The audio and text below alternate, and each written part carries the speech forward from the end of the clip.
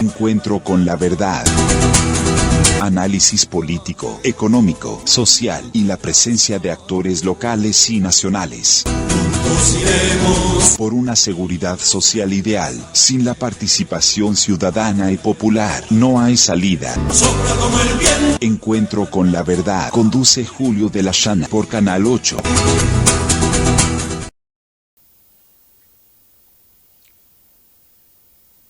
Bueno, iniciamos este programa, el último del mes de febrero, 25 de febrero del año 26. Bueno, simplemente vamos a recordar lo siguiente. Iniciamos en el primer programa, 4 de febrero, anunciando lo peligroso que es de futuro el endeudamiento en el cual entra la Intendencia Municipal de Rocha. Un endeudamiento con privados que va a traer sus consecuencias. Se compromete a pagar 20 millones de dólares de una intendencia que aparentemente está equilibrada, que aparentemente los 40 millones que hizo en inversión en la anterior administración estaría saldado, pero las cifras no son del todo claras. Pero lo que es claro, que 20 millones de dólares por año, 100 millones en el quinquenio, la Intendencia no los va a poder pagar. Y lo más triste de todo esto, que la oposición, el Frente Amplio, le dio unanimidad en la Junta a este endeudamiento que lleva adelante esta administración del señor Alejo Umpierre. Esto ya lo iremos tratando en otros programas. Bueno, incluso podría plantearse traer algún edil de la oposición, pero con este panorama de votar por unanimidad lo que es este endeudamiento fabuloso, pavoroso, que va a traer consecuencias. Pero eso ya lo iremos conversando en otros programas. Del anterior programa nos faltó un detalle que es fundamental y por lo tanto tenemos que hacer el enganche. Primero, ¿por qué se va a seguir perdiendo empleo de todas las actividades protegidas, promocionadas, incluso ubicadas en zona franca? Bueno, tenemos que decir que hay un hecho que lleva a que esto ocurra. Un hecho que es reciente, en el caso particular de todo el tipo de trabajo que dependa con autopartes, que dependa con industrialización, va a ser trasladado al Paraguay. ¿Por qué? Bueno, porque Paraguay ofrece esa seguridad jurídica de la cual se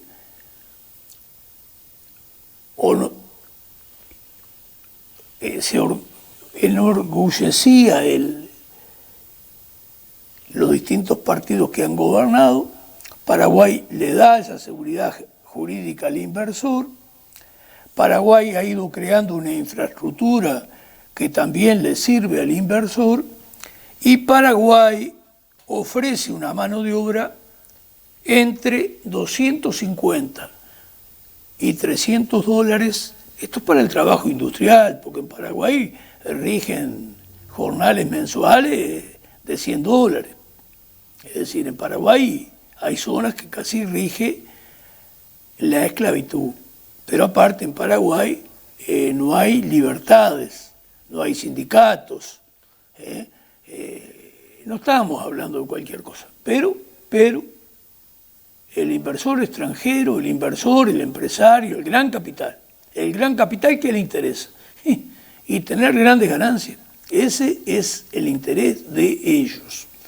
Por lo tanto, ha surgido acá, en el propio Mercosur, una competencia que hasta hace un tiempo atrás no había. Entonces, con esta competencia, los trabajos en Uruguay van a seguir desapareciendo.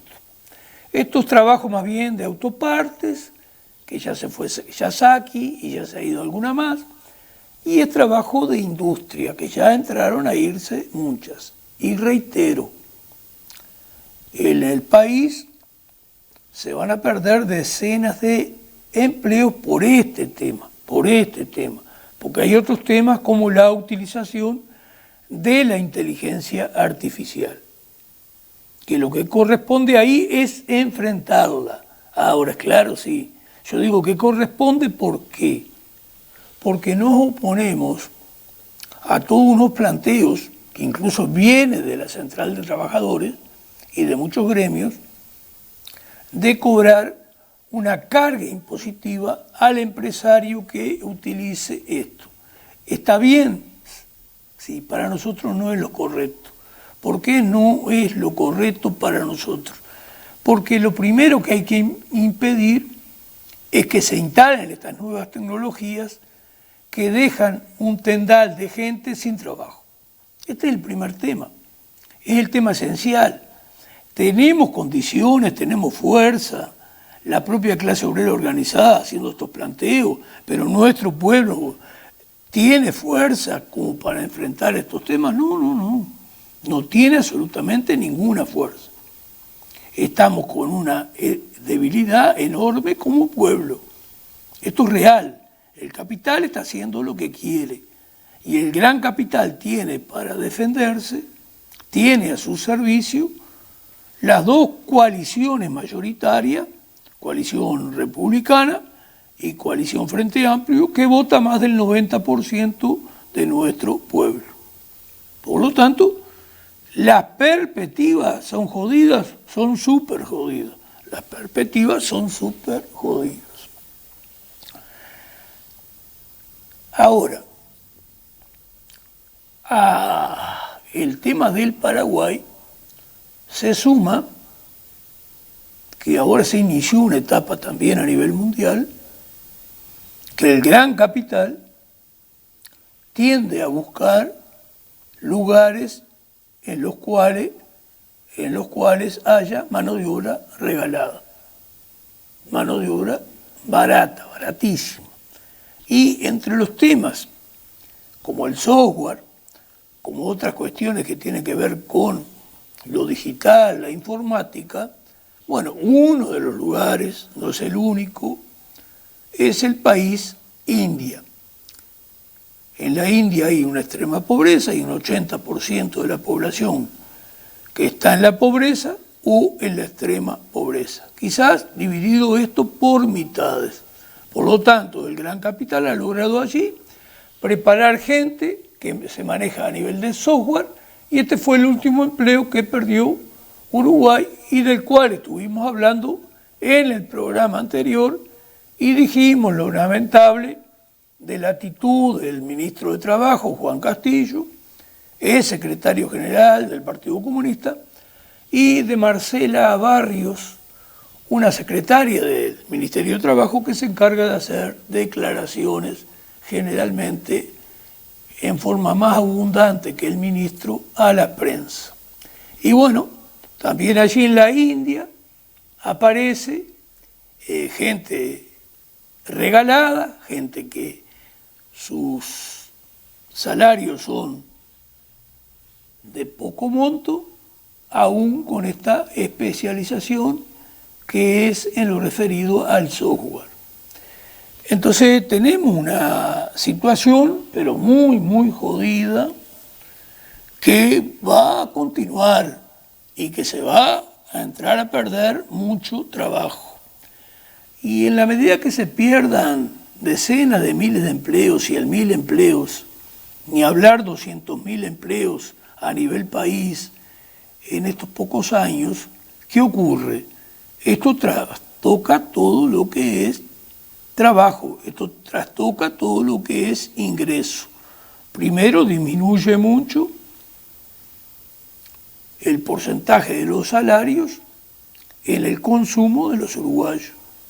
Y esto resiente una cantidad de trabajadores cuentapropistas que se les van a agregar nuevos competidores que van a venir de esas industrias protegidas, que van a venir de gente que incluso hasta ahora estaba amparada por los enormes beneficios que le daban las zonas francas del Gran Capital, pero el Gran Capital, ante la presencia de pagar la tercera parte, la cuarta parte o menos de lo que hoy está pagando en Uruguay, que en líneas generales el trabajo que está en la industria está en un entorno de $1.000 por mes o un poco más. Bueno, entonces, esto no es como piensan algunos sectores de la hinchada de la coalición republicana porque esté gobernando el Frente Amplio. No, esto es porque el Gran Capital, entre comillas, ya se portó bien, y cuando se tiene un proyecto de país, como es el que tienen las dos coaliciones, y hace décadas que lo practican, y que consisten, ese proyecto económico de país consiste en que el inversor extranjero resuelva el empleo de los uruguayos. Mientras exista esta nefasta política, bueno, va a seguir creciendo el desempleo. Esta es la realidad que tenemos por delante. Por lo tanto, hay que hacer conciencia que en el Uruguay tienen que practicarse otras políticas. Esas políticas hoy las plantea de alguna manera, habla algo de ello muy poco el doctor Gustavo Salle, está en esas políticas también en este planteo y se suma a nosotros el ingeniero agrónomo César Vega. César Vega, que tendremos hoy en la segunda parte, llamando telefónicamente y conversando con él sobre muchos aspectos. Entonces, tenemos una realidad ante esta política que confía en el inversor extranjero para resolver los problemas del Uruguay. Bueno, una política que es nefasta en sí, pero que ahora va a estar peor. Esto lo hacen las dos coaliciones mayoritarias. ¿Por qué? Puede preguntarse usted, que en todos estos programas que hoy terminamos, el mes de febrero, no hemos tenido participación de la audiencia, que pensamos que iba a haber preguntas a las cuales intentaríamos responder. Sin embargo, nada de esto ha ocurrido. Entonces, las dos coaliciones mayoritarias están a favor de este proyecto nefasto, que es descansar, creer, ellos no creen en realidad, que el inversor extranjero va a resolver el empleo en el Uruguay. En realidad ellos, la cúpula, los grandes dirigentes, todos los dirigentes de estas dos coaliciones mayoritarias, que lamentablemente votan en otro pueblo, ¿qué es lo que les interesa a esta casta política, digamos? Y cobrar bien. Cobrando bien, están dispuestos a aceptar todo este desastre que tenemos. Entonces, lo que me había faltado en el programa anterior era que no insistí y no les pasé la información de esta nueva realidad que tenemos en el Mercosur, con la presencia de un Paraguay que ofrece trabajadores para las autopartes, para la industria, etcétera, a $250, $300 por mes. ¿Qué le queda al país, al Uruguay, políticamente? Y le queda, o pone trabajadores y les paga $200, $250 por mes, o esto acá es el acabose. Y usted se imagina viviendo con $200, $250, $300 por mes, y es medio difícil, porque no crea que en Paraguay esa gente vive bien. Son otras circunstancias que si no cambiamos esto van a llegar también a Uruguay. No somos un ser humano distinto. Las condiciones, los mega ricos, el gran capital, las crea. ¿Y las crea para qué? Y para tener más ganancias, que es lo que le interesa. Ni siquiera le interesa emplear gente. Cuando puede prescindir de personal, cosa que están haciendo y van a seguir haciendo, lo hacen. Lo que a ellos les interesa, al gran capital, a los poderosos, a los mega ricos, es acrecentar a aumentar sus ganancias. No se engañen. Bueno, entonces, de la India o similares van a atacar todo este tema que tiene que ver con las tecnologías de la informática, etc. Incluso gente de la CUTI, que es la Cámara Uruguaya de Tecnología de Informáticas, están esperanzados en recuperar o mantener empleo en estas circunstancias. E incluso su presidente, en declaraciones que escuchamos, porque nos dedicamos a escuchar muchas cosas para estar informados, el sacrificio lo hacemos hace décadas, está esperanzado incluso con este gobierno que le ha dado perspectivas, el secretario, por ejemplo, el Pacha Sánchez, el propio presidente llamado Gorsi, y son unos bandidos bárbaros, como mostramos el otro día, con el Ministerio de Trabajo y esta secretaria que tienen, Marcela Barrio, sembrando también esperanzas y que las cosas se van a resolver y que la empresa dijo que no se va del todo del Uruguay. Bueno, son estos cuentos que están en la vuelta ahí. Entonces Cuti hasta eso cree, porque dice que los operadores que hay acá son de buena calidad, como que fuera imposible crearlos en otro lado.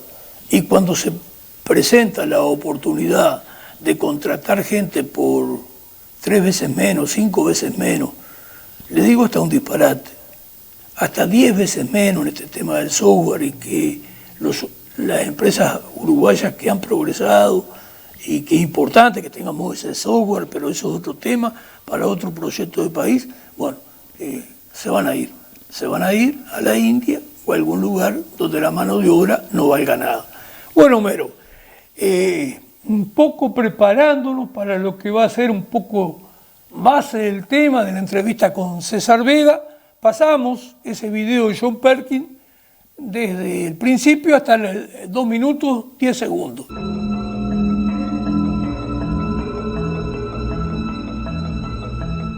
Nosotros, los asesinos económicos, hemos sido realmente los responsables de crear este primer imperio global y trabajamos de muchas maneras diferentes.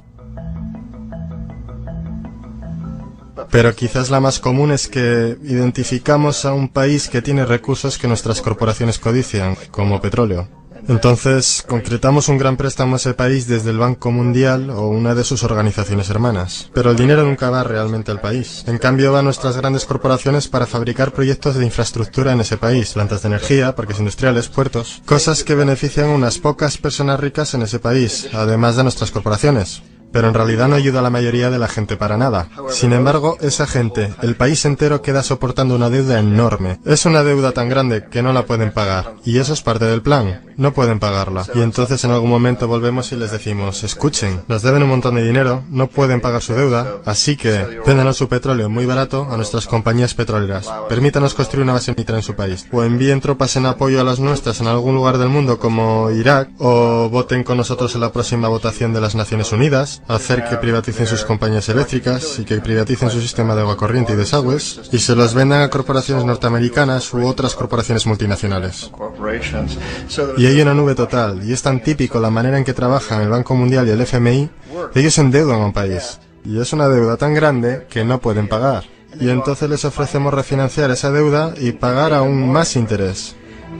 Y tú demandas este quid pro quo, lo que llamas una condicionalidad o buen gobierno, lo que básicamente significa que ellos tienen que vender sus recursos, incluyendo sus servicios sociales, sus compañías públicas, a veces sus sistemas educativos, sus sistemas penales, sus aseguradoras, a corporaciones extranjeras. Y es un doble, triple, cuádruple aniquilamiento.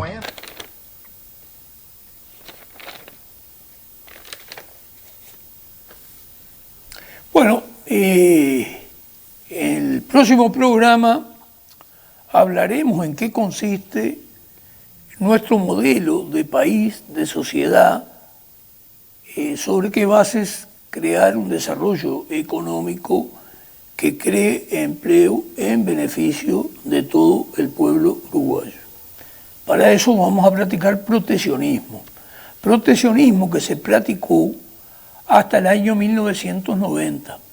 Y el Uruguay, al practicar ese proteccionismo hasta el año 1990, durante, digamos, unas 30, 40 años previo a 1990, es decir, esta política más o menos se mantuvo desde la década del 50 hasta el año 1990.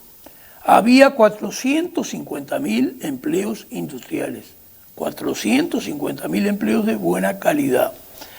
Cuando se firma el primer tratado de libre comercio que firma el país, aparte de estar endeudado, que es otro tema, en 10 años, Tratado del Mercosur, marzo de 1991, en 10 años, de los 450.000 empleos que tenía Uruguay a nivel industrial, se pierden 170.000. Es decir, descendemos a tener 280.000 empleos industriales. En estos últimos tiempos se han ido otros 120.000, otros 130.000 empleos, se han perdido. Y eso significa que hoy Uruguay tiene, ya no lo debe tener, estará en el entorno de 150.000 empleos industriales. Pero 60.000 de ellos están, porque están en zonas francas, no pagando absolutamente nada y teniendo muchísimas ventajas de todo tipo. Este trabajo, como decíamos al principio, en zona franca, son de los que van a ir desapareciendo en lo referido a lo industrial, autopartes, etcétera, más que nada por la presencia de una mano de obra regalada y condiciones de estabilidad en todo sentido para el gran capital. Con esa mano de obra regalada, este tendal de gente uruguaya hacia el desempleo va a seguir. Y entonces ahí no queda otro camino que el que planteamos nosotros del proteccionismo. Ahora, para eso tenemos que crecer electoralmente, incluso en lo referido a organización.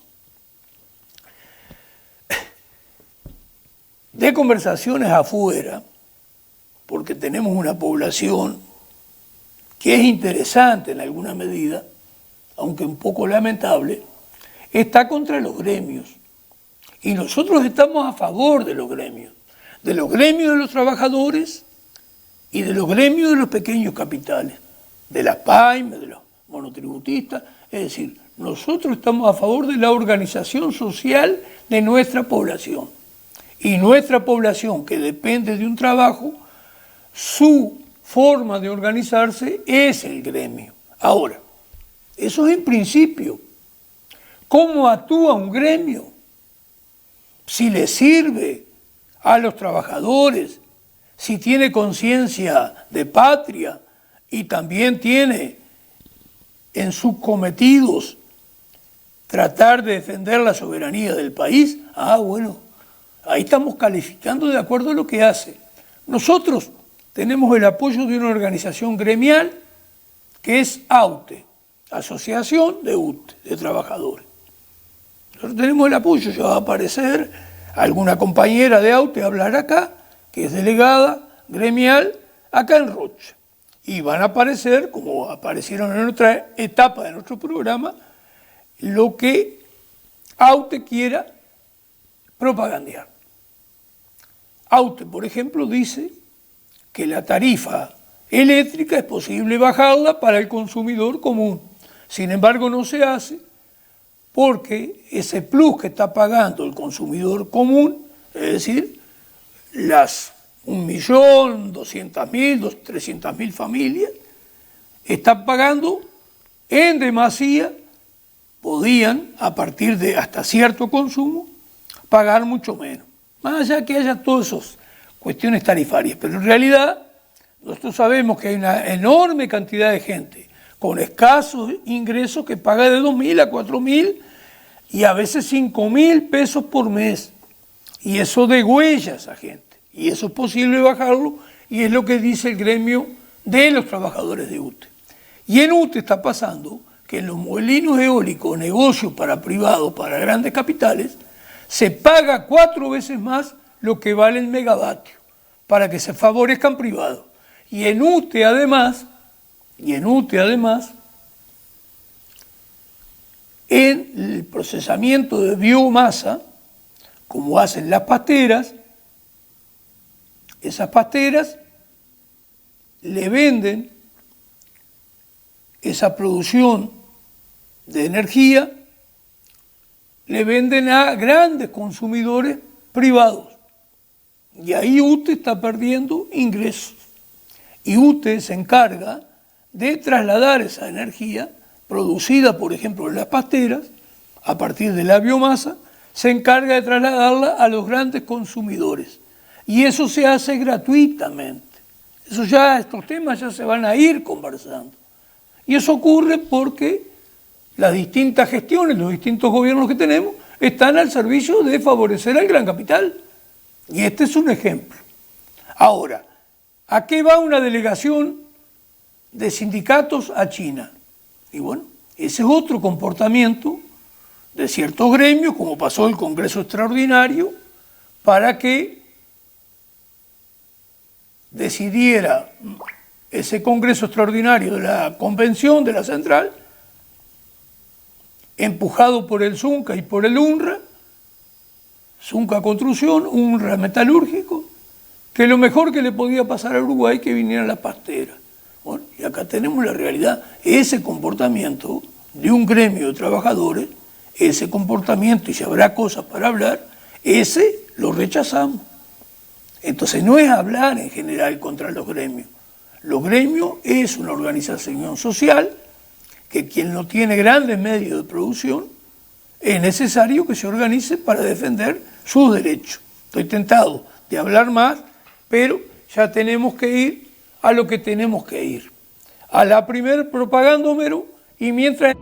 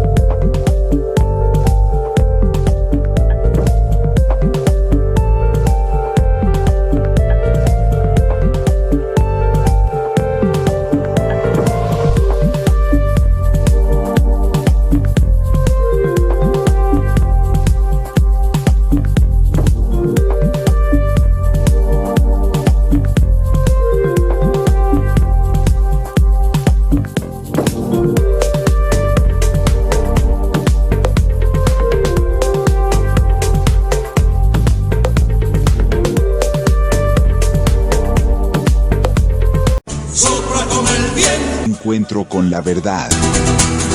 Análisis político, económico, social y la presencia de actores locales y nacionales. Por una seguridad social ideal, sin la participación ciudadana y popular, no hay salida. Encuentro con la verdad. Conduce Julio de la Llana por Canal 8.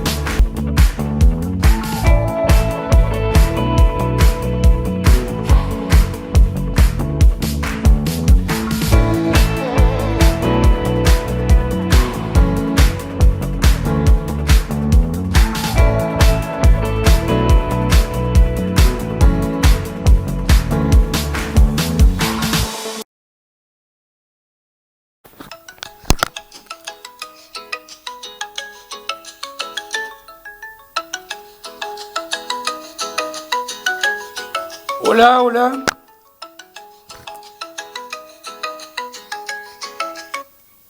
Hola, ¿cómo le va? ¿Estamos bien por ahí? Bueno, vamos a ver cómo lo sintonizo para que salga al aire. Estaba viendo. Bueno, ¿estamos bien, Homero? ¿En todo sentido? Bueno. Estamos con el ingeniero agrónomo César Vega, que pertenece al Partido Ecologista Radical Intransigente. Ahí va a haber imágenes de él. La mayoría de la gente a nivel de Uruguay lo conoce y ahí podrá ver su imagen y en algunas actividades. Y estaremos conversando con él. Bueno, buenas noches, Vega. Es un gusto tenerlo acá en el programa. De la zona, muchísimo gusto. Gracias por la invitación. Una verdad muy grande. Un saludo para toda la gente de la lucha que estamos viendo. Y tenemos una pregunta, ¿por qué no? La medida en que me he invitado para que veamos en todo el tema que yo creo que es el tema central, más allá de profesión, que pone siempre hablar de tóxicos, siempre me gustaron los números, la economía, tanto está más detallado y hace un tiempo largo que arranqué a escribir un poco el tema del entrenamiento. Por eso me plantea usted hablar un poco de impuestos de la casa. Está bastante jodido el audio. ¿Nos pasa algo en especial, Homero? ¿Cómo me escucha ahora? Ahora mejoró. Está, porque yo le el altavoz entonces, pero bueno, más o menos le hice una introducción de la llana. Y si usted quiere entrar para no perder más tiempo, a mí me gustaría hacer una síntesis de los últimos tiempos, para que nos caigamos de espalda, ¿le parece bien? No, está bien. Menos mal que mejoró el audio, porque era necesario que mejorara. Perfecto. Porque creo que costó entender la primera parte. Con el ingeniero César Vega vamos a entrar y analizar cómo el país está endeudado y, por ejemplo, informarle a la población que incluso acá en Uruguay, en los bancos radicados en el país, tanto privados como el Banco Estatal, hay 44.000 millones de dólares y hay otros 62.000 millones de dólares en el exterior. Y es probable que haya un poco más. Eso ya está hablando de que acá en el país hay 106.000 millones de dólares, cosa que desconoce mucha gente. Y esto nos va a dar, en lo poco que vamos a tener de tiempo hoy para hablar, pero algo le vamos a aportar a la audiencia, que no hay necesidad ninguna de que Uruguay esté endeudado. En Uruguay siempre ha habido dinero. El endeudamiento es una actitud de la oligarquía, de esas 1.000, 2.000 familias como muchas, que vienen a dominar económicamente al país, en alguna medida no tan entre comillas, son las dueñas del Uruguay. Y estas 1.000 familias aceptan una actitud de dependencia del país, le quitan soberanía al país porque prefieren no enfrentar, digamos, a los poderosos, a los mega ricos, a los imperialismos que siempre han existido.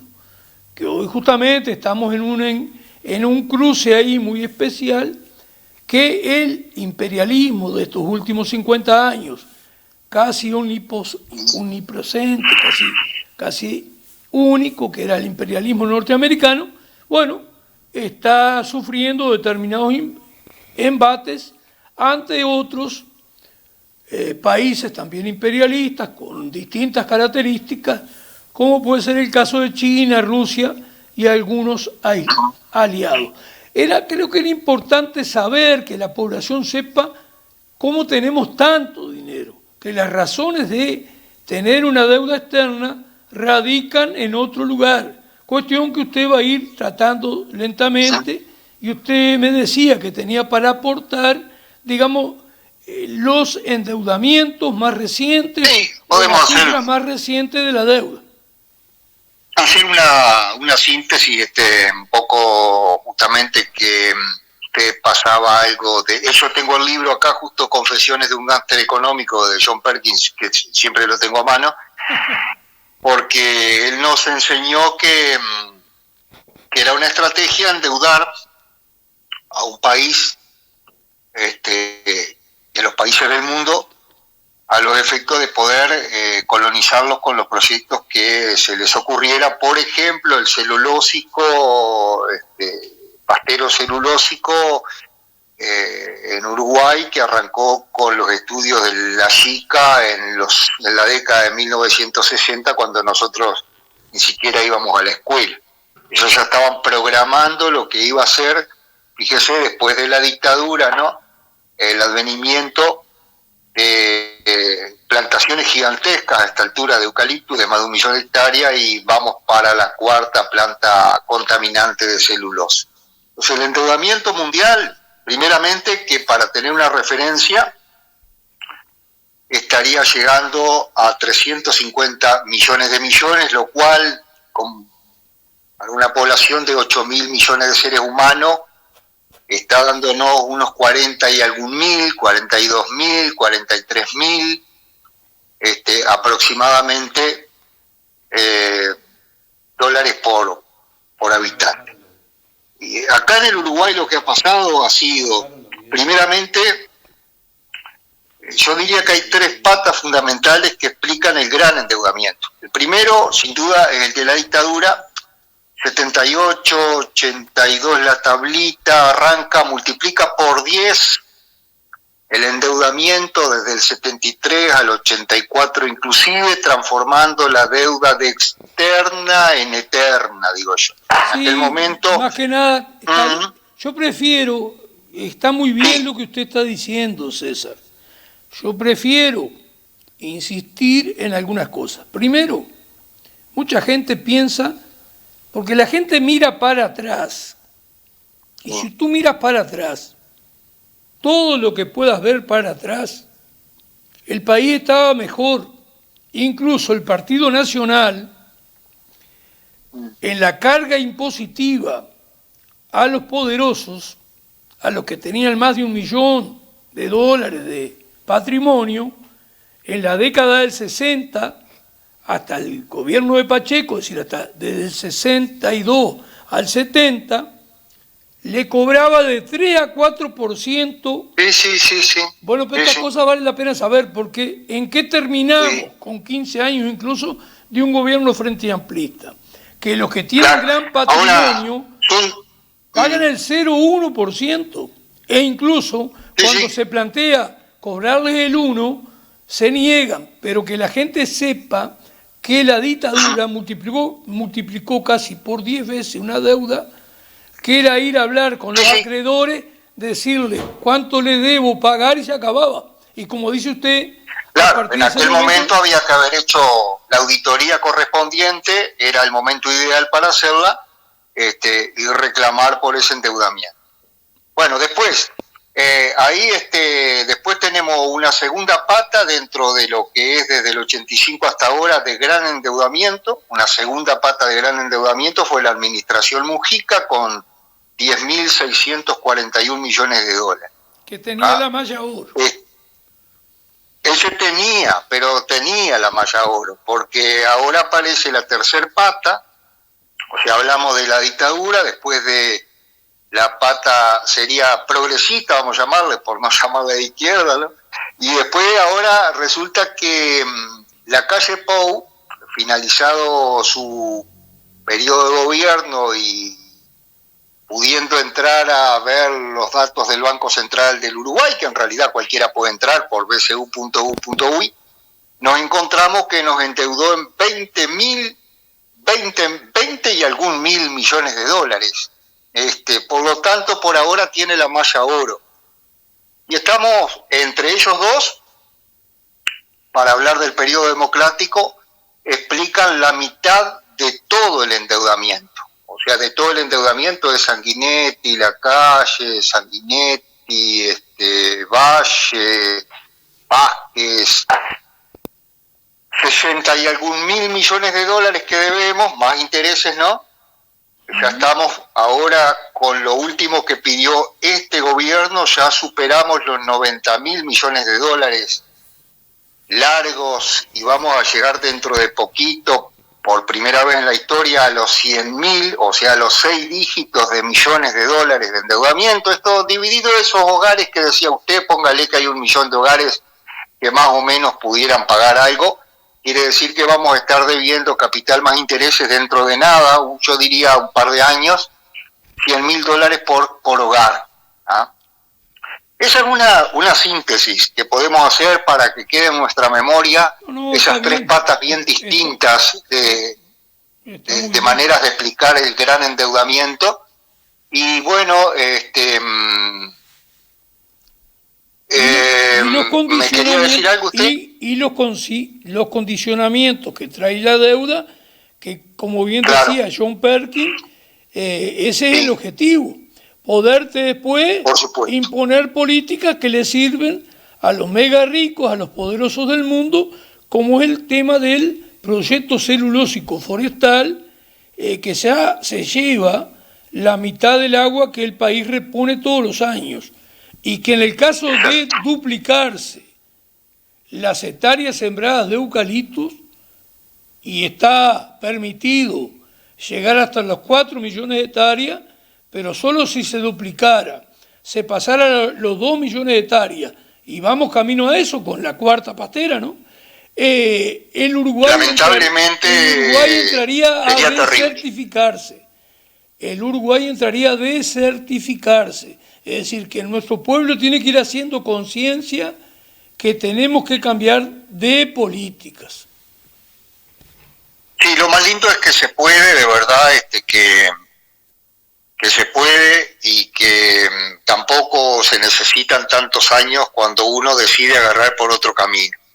Déjame que le explique un poquito en qué ha consistido el terrible incremento de gastos, porque definitivamente hay algo que la población debe de saber, y es que ¿por qué nosotros tenemos cada vez más deuda? Bueno, entre otras cosas porque los gastos de un Estado, o lo que sea, un imperio antiguo, un imperio moderno, por eso se está refundiendo los Estados Unidos de América, digo yo, están gastando 30.000 dólares por segundo para mantener con vida su aparato de guerra, y 30.000 dólares por segundo, por primera vez en la historia, 30.000 dólares por segundo de intereses de deuda.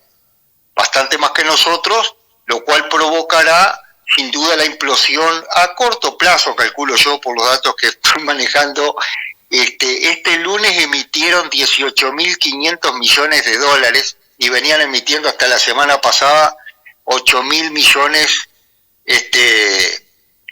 por día. O sea, es un disparate de disparates. Están pagando 1 millón de millones de intereses por año nada más. Bueno, pero entonces se financian los estados.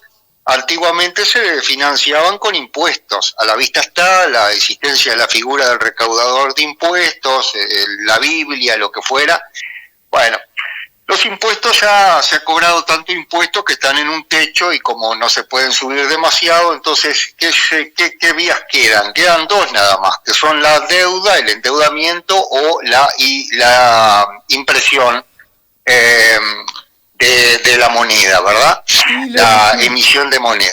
La emisión. Que hasta ahora Estados Unidos la ha llevado de arriba, porque exactamente.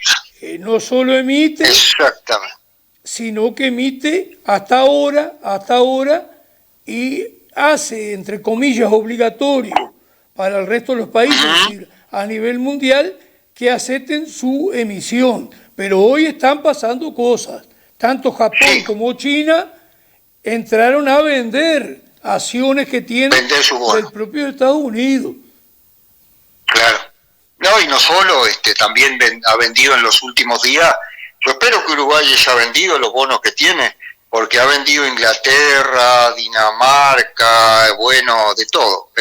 Pero el punto es entonces que la inflación, por ejemplo, se ha mantenido en baja en nuestro país porque ha optado por financiarse en base a endeudamiento.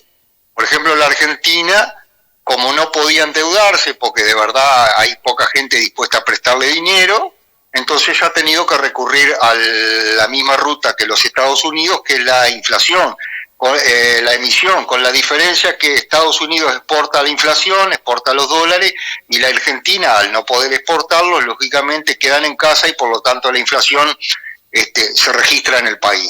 Y nosotros vamos por la vía del endeudamiento, tenemos un endeudamiento significativamente mayor per cápita que la Argentina. La Argentina debe andar en este momento por los $11.000 y nosotros andamos por los 17 o 17 y pico, ya a esta altura del partido, $1.000 per cápita. Ahora, esto es un problema para el país. Yo quería, haciendo un recorrido rápido, acá estoy en Banco Central del Uruguay. Fíjese que nosotros llegamos a los 10.000 millones recién en el año 2001. 2001 llegamos a los 10.000 millones. Entre el año 2008 y 2009 llegamos a los 20.000 millones. Entre los años 2011 y acá fue terrible, ¿no? 2011-2012 llegamos a los 30.000 millones y para el 20 llegamos a los 40.000 millones, para el 22 y medio, 23 llegamos a los 50.000 millones, y bueno, actualmente estamos en 61.000 millones, más los 6.000 que solicita el gobierno en estos días que pasaron, casi en cercano a los 67.000, y dijimos más intereses, más de 90.000 millones de dólares. Es un recorrido rápido que nos pone la luz en rojo, porque sucede con la deuda lo mismo que a uno le sucede con un prestamista, cuando a nivel familiar o lo que sea, pequeña empresa, yo qué sé, usted tiene una ferretería, o usted no debe nada, usted duerme tranquilo.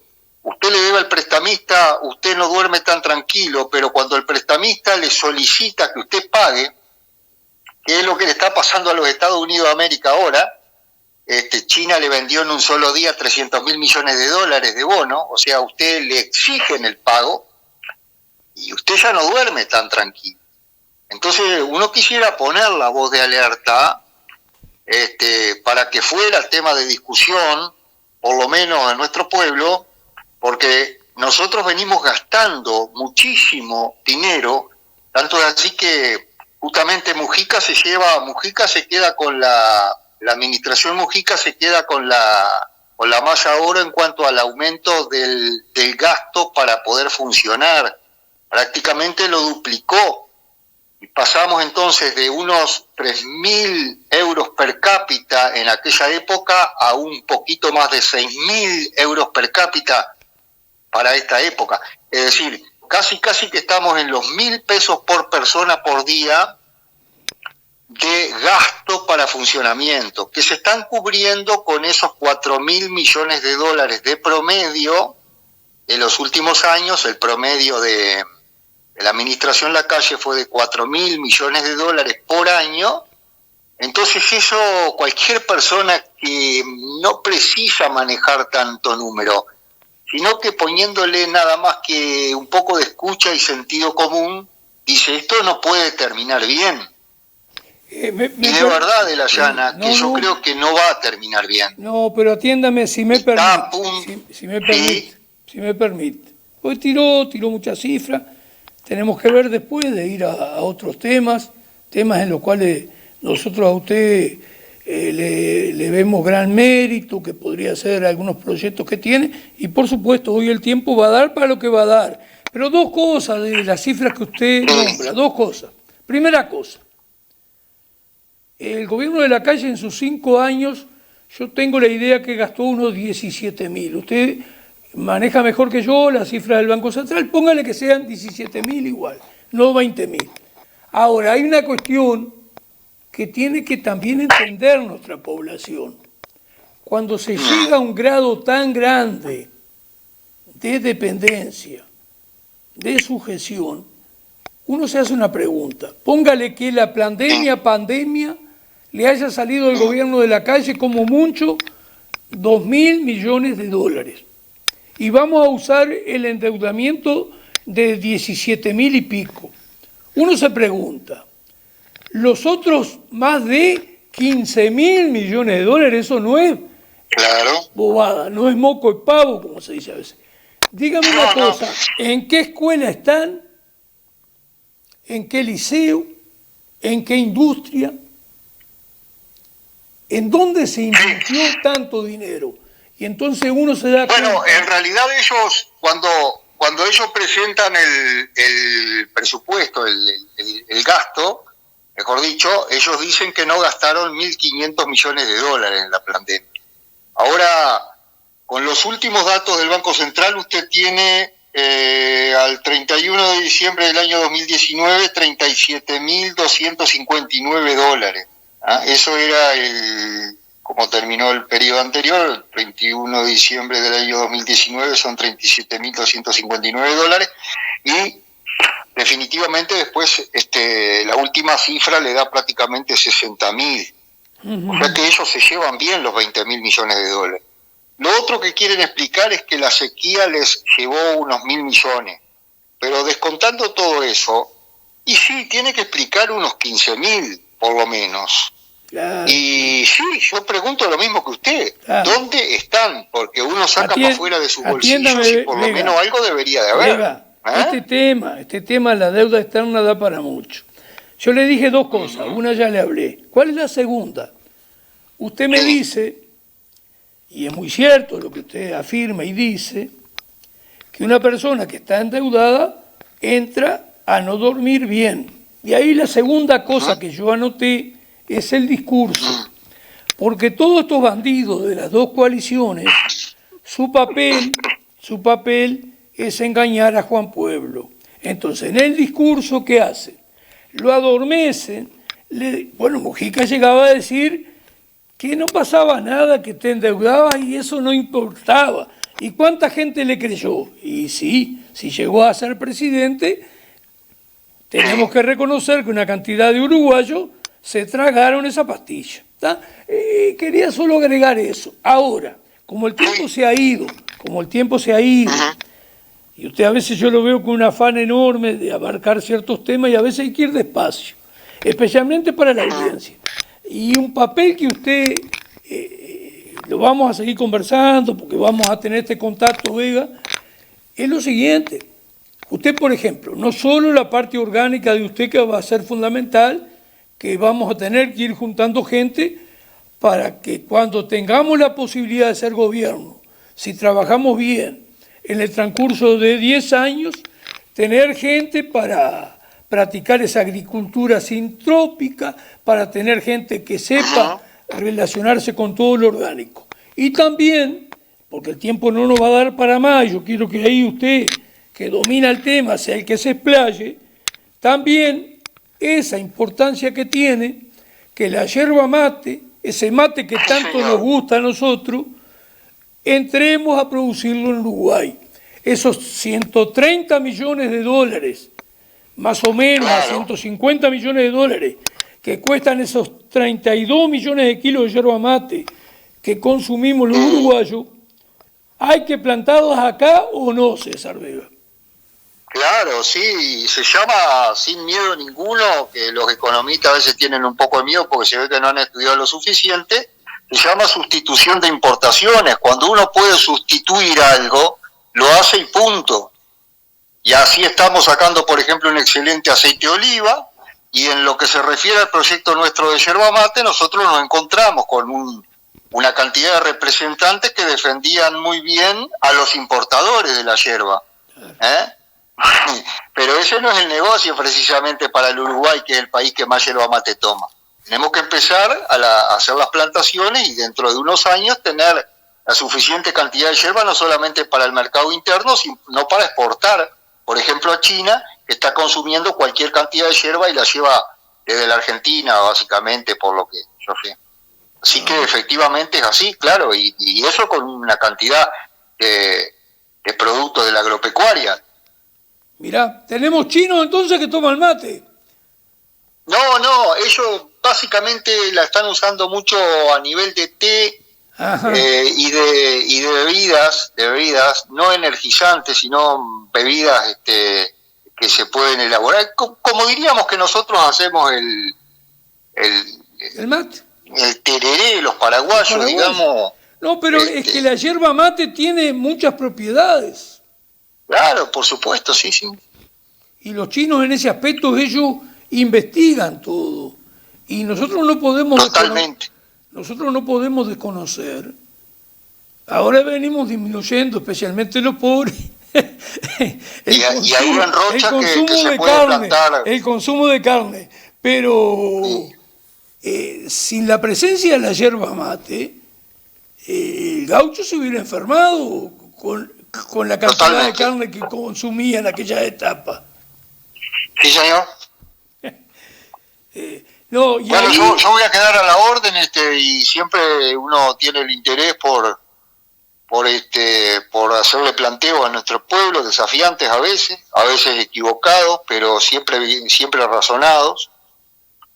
Y bueno, vamos a tratar de agarrar por algún camino que sea más esperanzador que por el que vamos, que con los datos no es por ser pesimista, sino realista, vamos muy mal, lamentablemente. No, ni hablar. Si usted escuchó una parte nuestra del programa, Sí. El problema es que los grandes capitales, los mega ricos, los poderosos, lo que buscan siempre es aumentar sus ganancias. Y cuando aparece, por ejemplo, para las autopartes, para la industria, un país como Paraguay, que ofrece seguridades, que tiene infraestructura hoy, y que ofrece una mano de obra de 250 a $300 por mes, al lado de lo que acá se cobra, que son $1.000, y está bien, porque el problema es que llevan a los países, a los pueblos, como es el caso de Paraguay y tantos más, a una miseria tan grande que la gente después acepta esas condiciones. Sí. Sí, allá efectivamente viene a ser la India de la cual usted estaba hablando también. Y sí, porque también hay otros países que se aprovechan de la India. Los mega ricos, lo que hay que saber, que el enemigo que tenemos que enfrentar, más allá de la debilidad que hoy tenemos, si creemos que es estúpido, que no es inteligente y que no usa todos sus medios y que son muchos para perpetuarse en el poder y seguir haciendo ganancias, los que somos unos estúpidos somos nosotros. Sí. Pero en la medida que trabajamos Yo leí correctamente...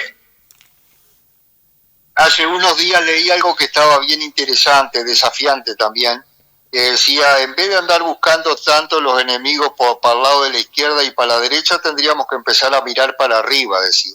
Está bien. Y tiene razón, tiene razón, porque pueden ser de izquierda, de derecha, ya no sé, está todo tan entreverado al estilo de Rebelión en la Granja, pero lo que sí que para ver a los enemigos lo que hay que hacer es mirar para arriba, eso sí lo tengo claro. Y sí, es por ahí.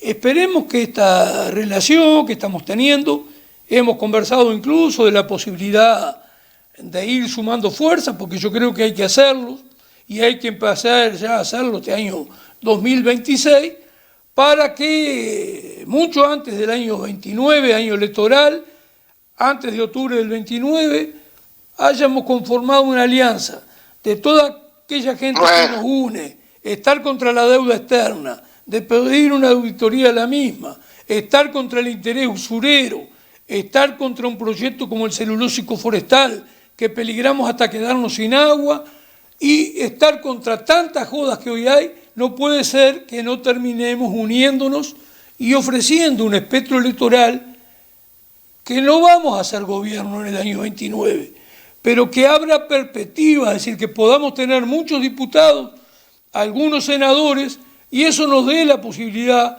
porque el país urge que surjan cambios, de ser gobierno a más tardar, esa es la perspectiva que veo, ¿no, César? En el año 34... Sí, porque siempre hay que tener una dosis de optimismo, de esperanza, para poder dar las luchas, siempre. Y nomás a esos títulos que usted estuvo poniendo arriba de la mesa, yo le pongo a todos la firma. A veces hay que dejar de mirar tanto las diferencias y ponerse a ver las diferencias más grandes. Yo que estuve ahí lo puedo decir clarito, siempre van a estar con el Partido Colorado, el Partido Nacional y lamentablemente ahora este Frente Amplio que está un poco en manos del Partido Comunista y es la nueva del derecha, MPP. es la nueva derecha, eso daría para hablar mucho. Y el progresismo. Yo conozco ahí, la verdad que... Yo conozco ahí, estuve desde el 71 hasta el 2005, así que algo conozco. Bueno, yo ya terminamos, entonces le mando un abrazo muy grande, espero conocerlo, espero poder ir por ahí. Yo no soy usted sabe que eché raíces acá, pero en algún momento nos vamos a ver. Y le mando un abrazo para usted y para toda la audiencia del departamento tan hermoso de Rocha. Muchas gracias, Vega, y estamos en contacto y ya veremos. Inclusive sí, creo que hay que tener a veces, hacer el esfuerzo, el sacrificio y tener algún tipo de conversación, pero tiene que durar un par de horas para hablar tranquilo, en el mano a mano que resuelve muchas cosas. Claro. Un gran abrazo. Correcto. Y muchas gracias. Muchas gracias a ustedes. Saludos. Hasta luego. Gracias. Bueno, Mero, iríamos a la segunda propaganda.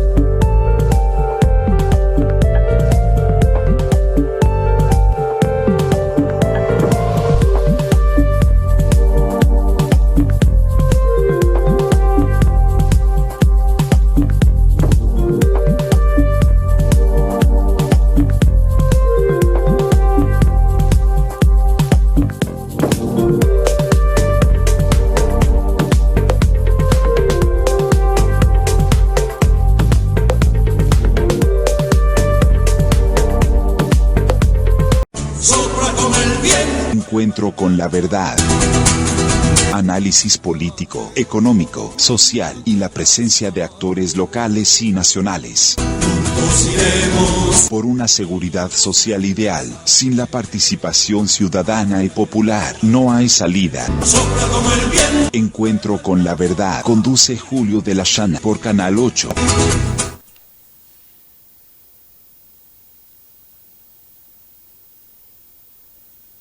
Bueno, ahora vamos a pasar un videíto que yo le pedí a Homero, dura unos 5 minutos y algo, muy poquito. Primero pasamos de 0 a 3:08, a 3 minutos 8 segundos. Es un videíto de 5 minutos que es interesante. Primero recuperar tierras raras de aparatos ya usados y descartables. No seremos capaces, escribía yo, por ejemplo, de tener científicos como esta francesa, de tener científicos uruguayos que hagan lo que hace esta científica francesa. No seremos capaces de eso, aunque sea.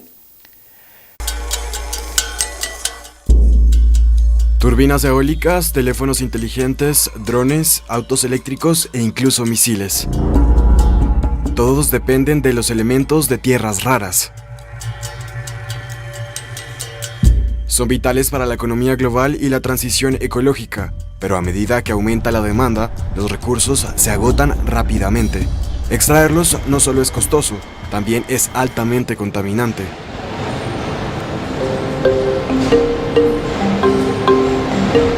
Y actualmente solo se recicla el 1%. A las afueras de París, esta empresa recoge todo tipo de residuos, incluidos aparatos electrónicos. Los residuos se clasifican y se envían para reciclaje. Del cartón al oro, nada se desperdicia, excepto los elementos de tierras raras. Están en los celulares inteligentes, las pantallas de computadora. También se encuentran en las placas base, en los chips de memoria. La empresa afirma que los minerales tan codiciados que contienen estos aparatos no tienen comprador. Extraerlos de los smartphones no es financieramente viable.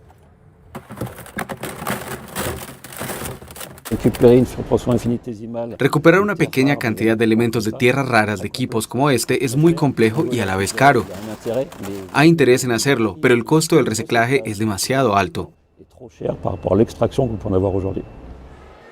Pero quizá no por mucho tiempo, mientras Europa y Estados Unidos compiten por romper el control de China sobre estos minerales preciosos.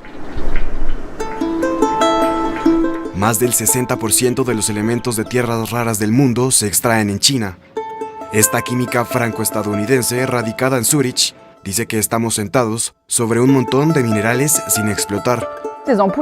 Estas bombillas son extremadamente ricas en elementos de tierras raras, incluido uno llamado europio, conocido por sus propiedades luminiscentes. Cuando se ilumina con luz UV, las bombillas adquieren un tono rosado rojizo.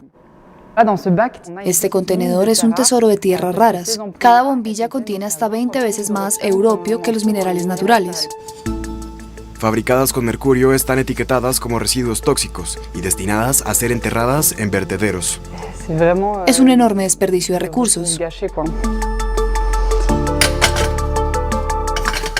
Europio, escandio o itrio, un grupo de 17 metales con propiedades magnéticas, ópticas y electrónicas únicas.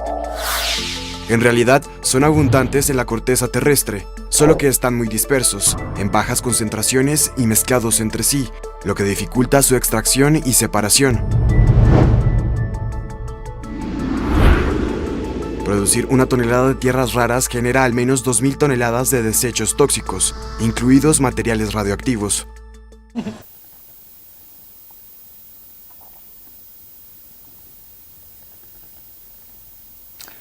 Bueno, yo venía comentando sobre esta científica francesa y lo puse, es un videíto flojo, pero que también nos habla de muchas cosas, de la necesidad, a veces sí, de reciclar. Ahora después les vamos a decir qué tipo de reciclaje no queremos, no aceptamos y es totalmente perjudicial. Pero en este tema, de ahí está el tema de las preguntas que queremos que nos hagan, ahí está el tema de alguna opinión que de repente discrepe con la nuestra. Este tipo de reciclaje nosotros lo vemos positivo. Lo vemos positivo porque no vemos otra alternativa. Ahora le vamos a decir qué tipo de reciclaje rechazamos.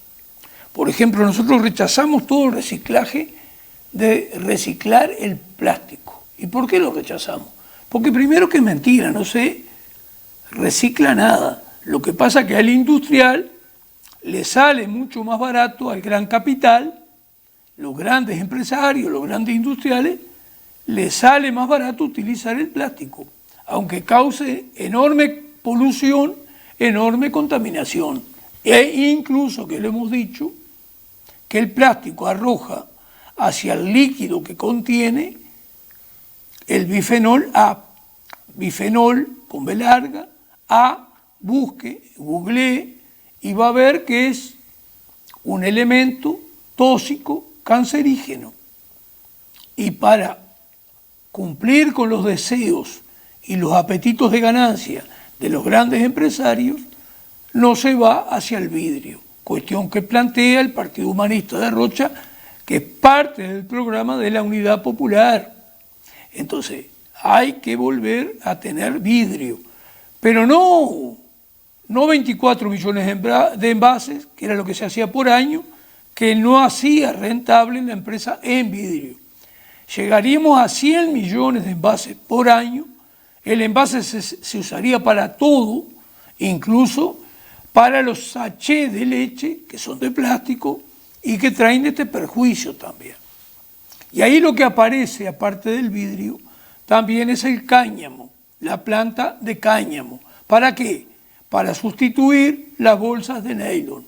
El cáñamo es un material orgánico, es un árbol, eso se disuelve en la naturaleza con total naturalidad y no es la joda. Y el peligro realmente que es el plástico, que demora decenas, incluso centenares de años en degradarse. Tenemos una industria y un reciclaje del plástico que, para empezar, es un engaño, porque se recicla del 3 al 5%.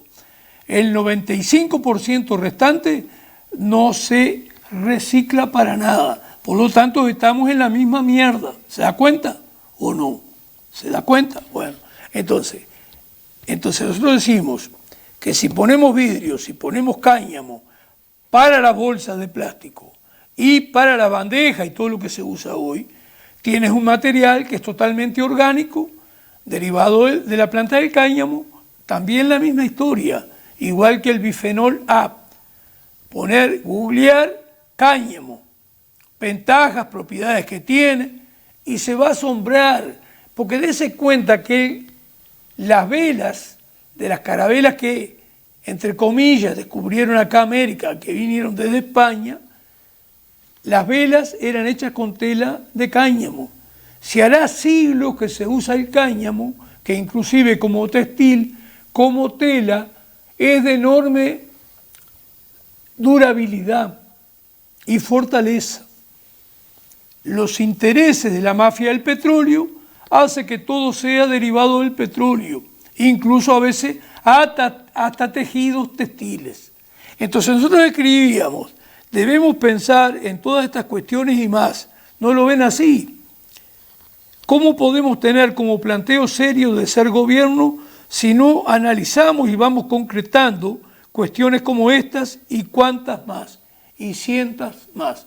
Es decir, acá nosotros vemos una recuperación de algo que es basura y que inclusive aprovecha algo que ahí también la información dice, las miles de toneladas que hay que remover, con lo que eso significa de daño a la naturaleza, para sacar 1 kilo de tierra rara.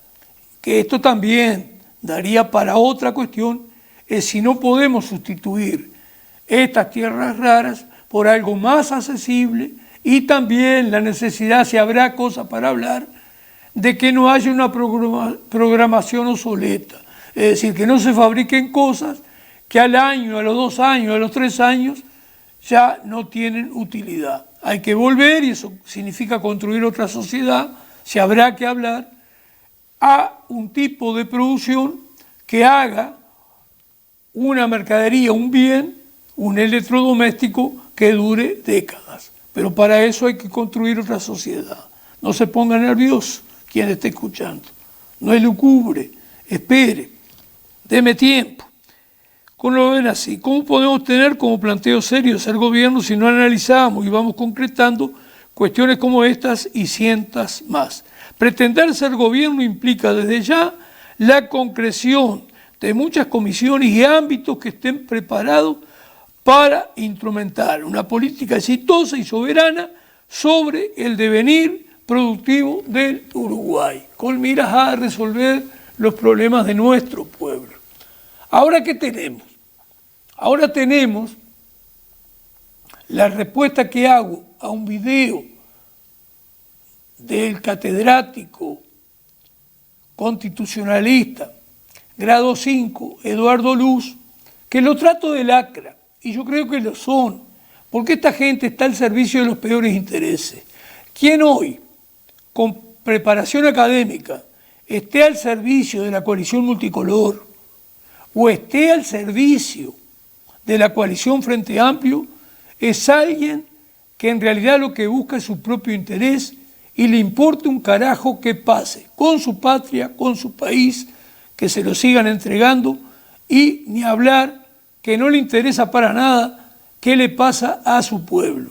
Un pueblo que cada vez tiene menos trabajo, que los trabajos están en peores condiciones, un pueblo que lo que ve acrecentar mayormente son las adiciones y todo lo referido a lo delincuencial, que otro día hablaremos más, como todo lo delincuencial lo defienden los banqueros, porque para lavar ese dinero negro ellos cobran comisión, que llega a veces al 40% del dinero que blanquean.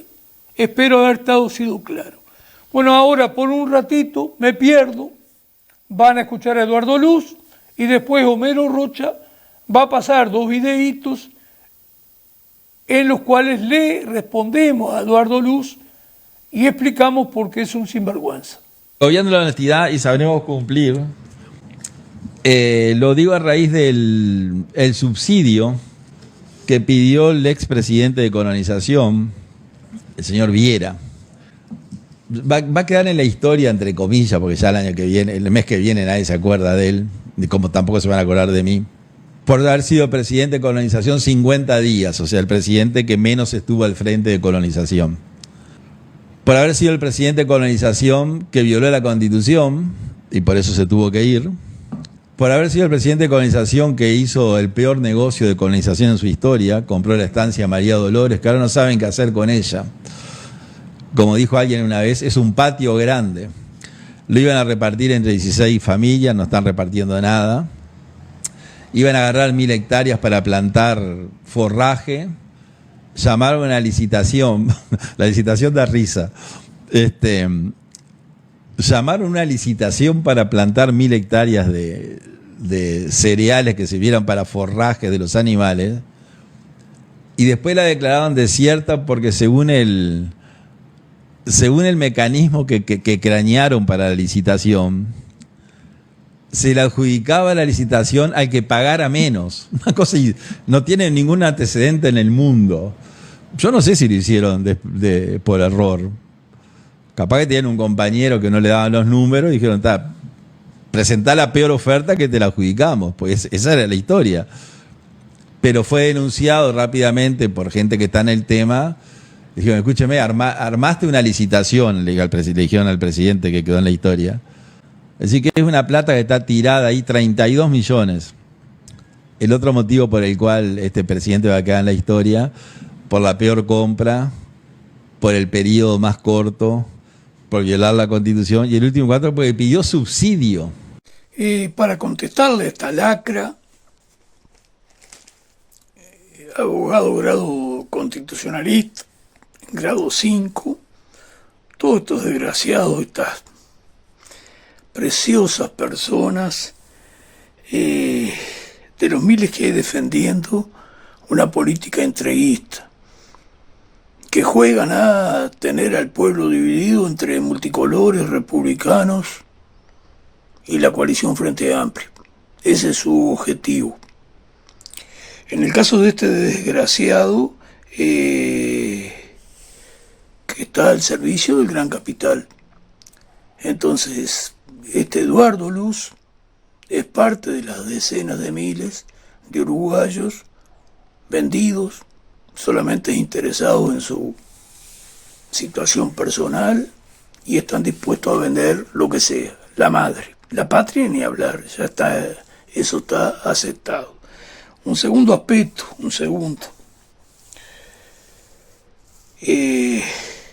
todos estos sectores ilustrados, con conocimiento, se venden como el mejor y sirven al gran capital contra la nación, nuestra patria, y contra el pueblo.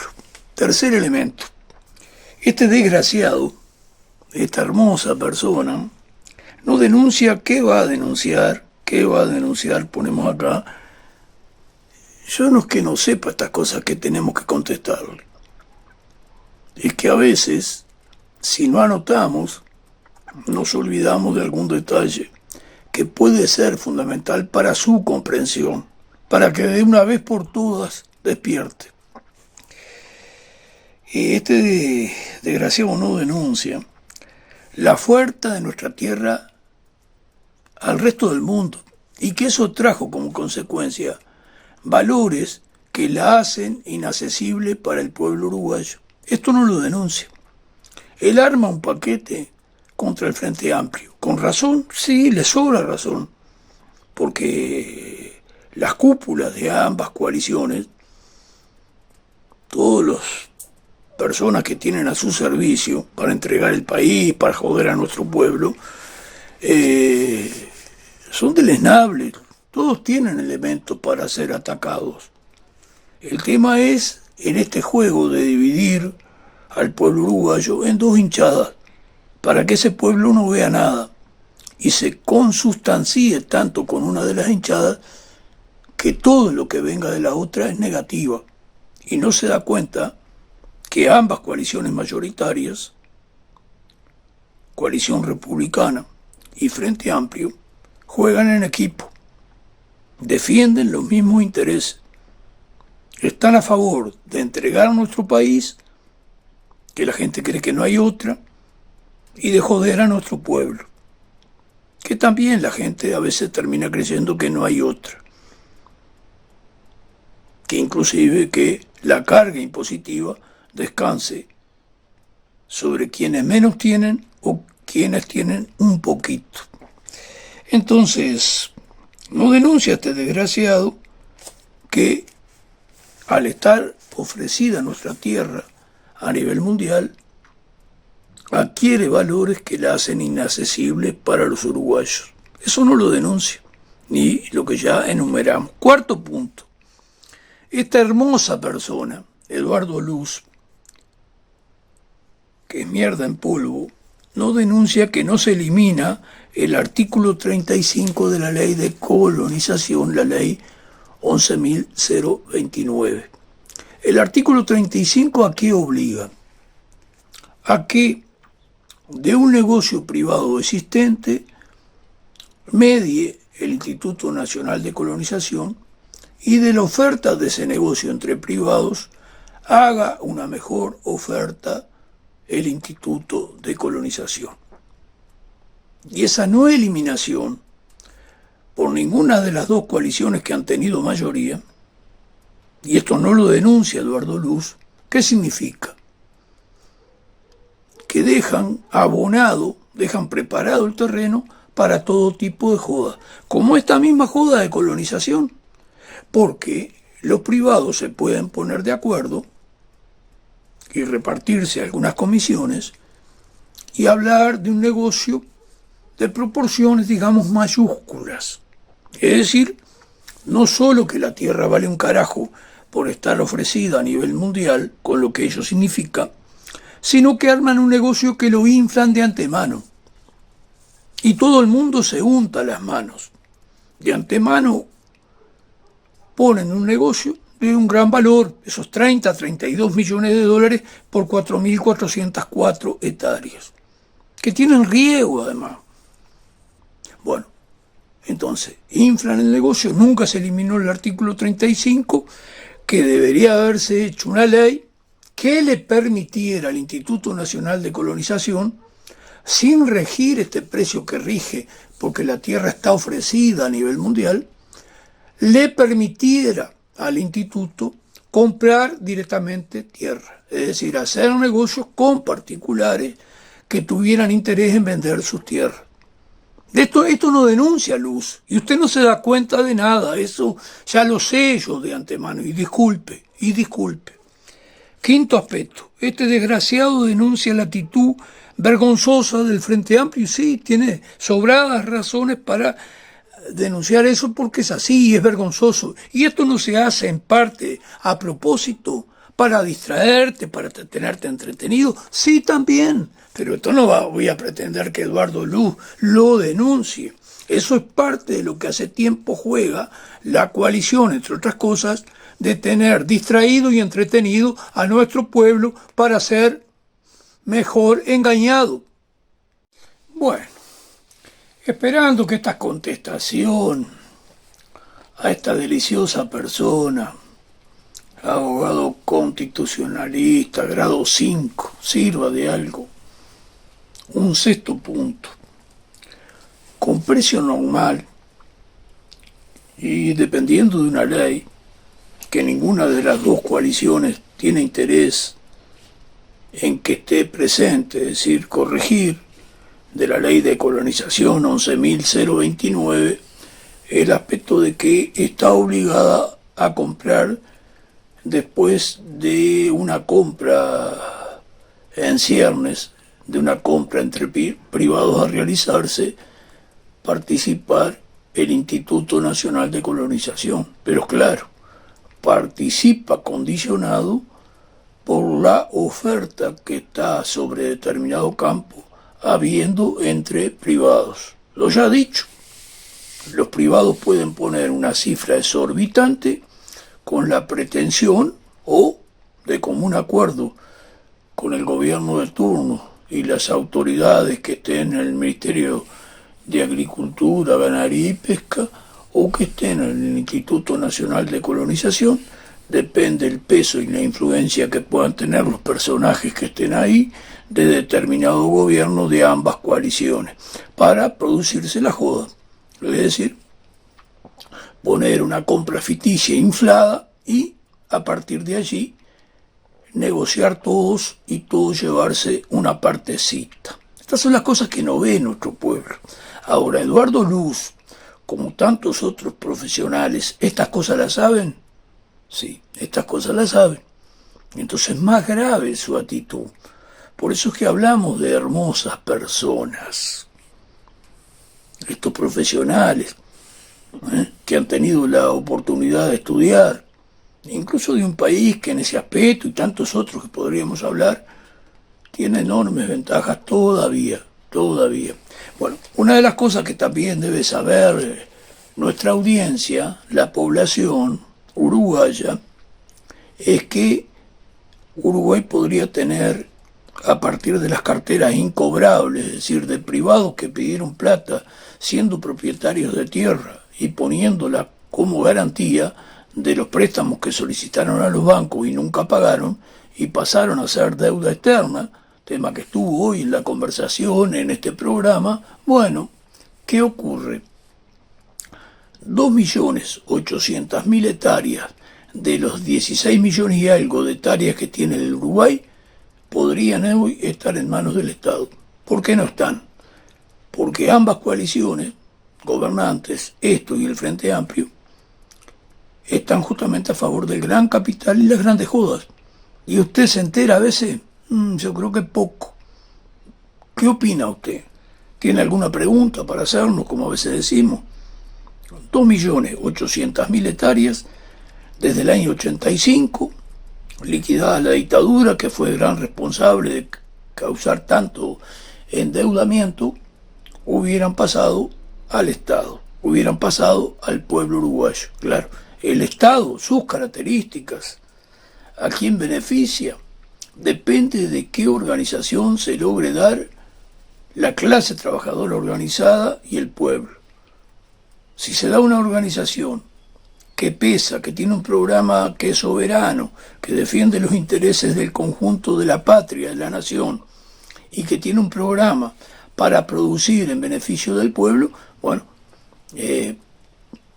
tener tierras, repoblar nuestra campaña como pensamos nosotros. Hoy hay unas 100.000 personas en la campaña como mucho. Nosotros pensamos llegar a 300.000 al poco tiempo, como programa de la Unidad Popular. 600.000 si es posible, un poco más adelante, como tuvo el país 600.000 personas en el campo. Pero esto es un tema que lleva tiempo de desarrollarlo. Bueno, el séptimo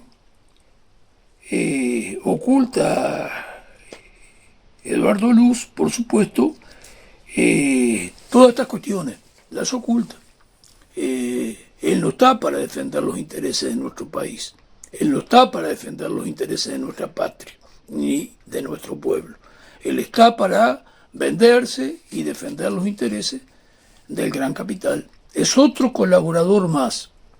Aunque no es legislador, está colaborando con una de las dos coaliciones políticas mayoritarias que juegan en equipo, que son parte de lo mismo y que por supuesto han logrado dividir a nuestra población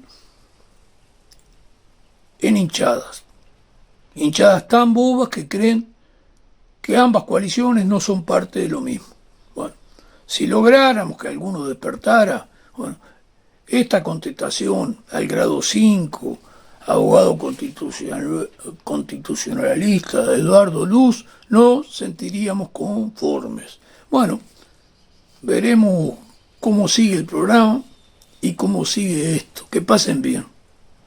¿Sabías que si Sudamérica fuera un solo país sería la mayor potencia del planeta? Y aún así nos vendieron la mentira de que somos pobres. Un solo país con más de 430 millones de habitantes, el territorio más grande del mundo y las riquezas que sostienen a las potencias actuales. Petróleo, gas, litio, cobre, oro, agua dulce y alimentos. No tenemos poco, tenemos todo. Tendríamos el Amazonas, el pulmón del planeta, controlando el clima global. Más agua dulce que Estados Unidos, Europa y China juntos. Tierras capaces de alimentar a medio mundo mientras otros dependen de importaciones. Y militarmente, control total del Atlántico y el Pacífico. Millones de soldados. Industria militar propia y experiencia real. No para invadir, sino para que nadie nos imponga nada. Entonces la pregunta incómoda es esta. ¿De verdad Sudamérica es débil o la hicieron dividida a propósito? Nos separaron en banderas. Nos pusieron a pelear entre hermanos y nos convencieron de competir, mientras otros se llevan nuestros recursos a precio de regalo. No nos falta dinero, no nos falta talento, no nos falta territorio, nos falta unidad, porque si Sudamérica fuera un solo país, el mundo no nos daría órdenes, nos tendría miedo. ¿Casualidad o estrategia? Comenta, observa, piensa.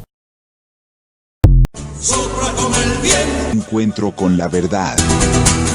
Análisis político, económico, social y la presencia de actores locales y nacionales. Por una seguridad social ideal, sin la participación ciudadana y popular, no hay salida. Encuentro con la verdad. Conduce Julio de la Llana por Canal 8.